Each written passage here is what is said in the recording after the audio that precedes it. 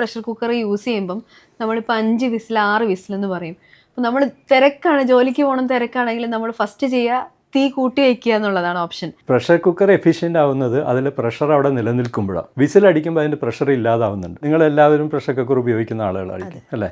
Pressure cooker വളരെയധികം ഊർജ്ജ കാര്യക്ഷമതയുള്ള ഒരു വസ്തുവാണ്. പക്ഷേ നമ്മൾ പാചകം ചെയ്യുമ്പോൾ പ്രഷർ കുക്കറിൽ നമ്മൾ എത്ര വിസിലുകൾ ഉണ്ടെന്ന് എണ്ണീട്ടാണ് പാചകം ചെയ്യുക. അത് തീർത്തും തെറ്റായിട്ടുള്ള രീതിയാണ്. കാരണം പ്രഷർ കുക്കർ എഫിഷ്യൻ്റ് ആവുന്നത് അതിൽ പ്രഷർ അവിടെ നിലനിൽക്കുമ്പോഴാണ്. വിസിലടിക്കുമ്പോൾ അതിൻ്റെ പ്രഷർ ഇല്ലാതാവുന്നുണ്ട്. അപ്പോൾ സാധാരണ പാത്രം പോലെയാവും. അങ്ങനെ നമ്മൾ 3, 4, 5 തവണ വിസിലടിക്കാൻ അനുവദിച്ചുകൊണ്ടല്ല പ്രഷർ കുക്കർ ഉപയോഗിക്കേണ്ടത്.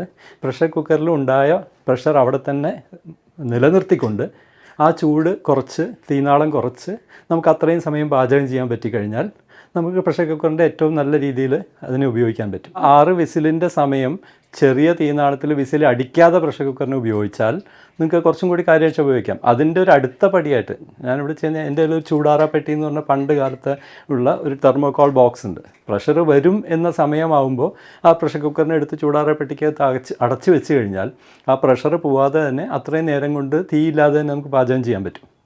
നമുക്ക് ഇത് നമുക്ക് അറിയാത്തത് കൊണ്ടല്ല, പക്ഷെ നമ്മൾ കൃത്യമായിട്ട് പ്രാവർത്തികമാക്കുമ്പോൾ നമുക്കതിൻ്റെ രീതികൾ ചെയ്യാത്തതുകൊണ്ടും കൂടിയാണ്.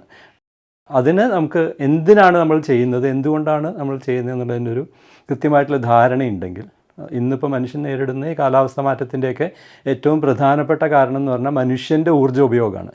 73% ഹരിതഗൃഹവാതകങ്ങൾ ഉണ്ടാവുന്നത് മനുഷ്യൻ്റെ ഊർജ്ജ ആവശ്യങ്ങൾക്ക് വേണ്ടി. അത് പലതുമായിരിക്കും. യാത്രകൾക്കായിരിക്കും, നമ്മുടെ ഭക്ഷണത്തിനായിരിക്കും, വസ്ത്രത്തിനായിരിക്കും, പാർപ്പിടം, എല്ലാത്തിനും കൂടിയായിരിക്കും. അവിടെയെല്ലാം നമുക്ക് എങ്ങനെയാണ് ഇതിനെ നമ്മുടെ ആവശ്യത്തിന് മാത്രം ഉപയോഗിക്കുക എന്നുള്ള രീതിയിൽ മാറ്റാൻ പറ്റിയാലാണ് നമ്മൾ ഈ ക്രൈസിസുകൾ വരുമ്പോൾ പ്രശ്നം അന്വേഷിക്കുന്നതിന് പകരം നമ്മുടെ ജീവിത രീതികളിൽ മാറ്റം ഉണ്ടാക്കാൻ പറ്റുകയെന്ന് എനിക്ക് തോന്നുന്നു. ഫ്ലെയിമും പാത്രങ്ങളും തമ്മിൽ എന്തെങ്കിലും? തീർച്ചയായിട്ടും ഹൈ ഫ്ലെയിം ഉപയോഗിക്കുമ്പോൾ 2 പ്രശ്നങ്ങളുണ്ട്. ഒന്ന്, അതിൻ്റെ ന്യൂട്രീഷൻ ലെവൽ നഷ്ടപ്പെടും എന്നുള്ളത്. 2, നമുക്ക് ഊർജ്ജ നഷ്ടം കൂടും.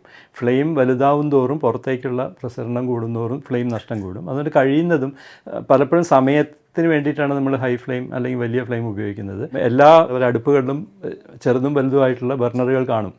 നമുക്ക് നമ്മുടെ സമയത്തിനനുസരിച്ചിട്ട് കഴിയുന്നതും ചെറിയ ബർണറുകൾ ഉപയോഗിക്കുക. ഞാൻ നേരത്തെ പറഞ്ഞ പോലെ പ്രഷർ കുക്കറുകൾ ഉപയോഗിക്കുമ്പോൾ പ്രഷർ വരാവുന്ന സമയത്ത് നാളം താഴ്ത്തി വെച്ചിട്ട് പാചകം ചെയ്യുക. ഹൈ ഫ്ലെയിമിൽ വെച്ച് വീണ്ടും വീണ്ടും ഇത് വരാതിരിക്കാൻ ശ്രമിക്കുക. ഓരോ ബർണറിൻ്റെയും ഓരോ മിനിറ്റിൽ എത്ര ഗ്യാസാണ് ഉപയോഗിക്കുക എന്നുള്ളതിൻ്റെ കണക്കുകൾ അതിൻ്റെ ബുക്കിൽ നോക്കിയാൽ കാണാൻ പറ്റും. അത് വെച്ച് നമ്മൾ കണക്ക് കൂട്ടിയാൽ ഇപ്പോൾ ചെറിയ ബർണർ ഉപയോഗിച്ച് 10 മിനിറ്റ് ഉപയോഗിക്കുന്നതും വലിയ ബർണർ ഉപയോഗിച്ച് 8 മിനിറ്റ് ഉപയോഗിക്കുന്നതും തമ്മിലുള്ളൊരു കണക്ക് കൂട്ടുകൾ നടത്തിയിട്ട് തന്നെയാണ് PCRA പോലുള്ള സ്ഥാപനങ്ങൾ പറയുന്നത് കഴിയുന്നത്ര നമ്മൾ ലോ ഫ്ലെയിമിൽ അല്ലെങ്കിൽ ചെറിയ ഫ്ലെയിം വെച്ച് ഉപയോഗിക്കാൻ. വെറുതെ പറയുന്നതല്ല.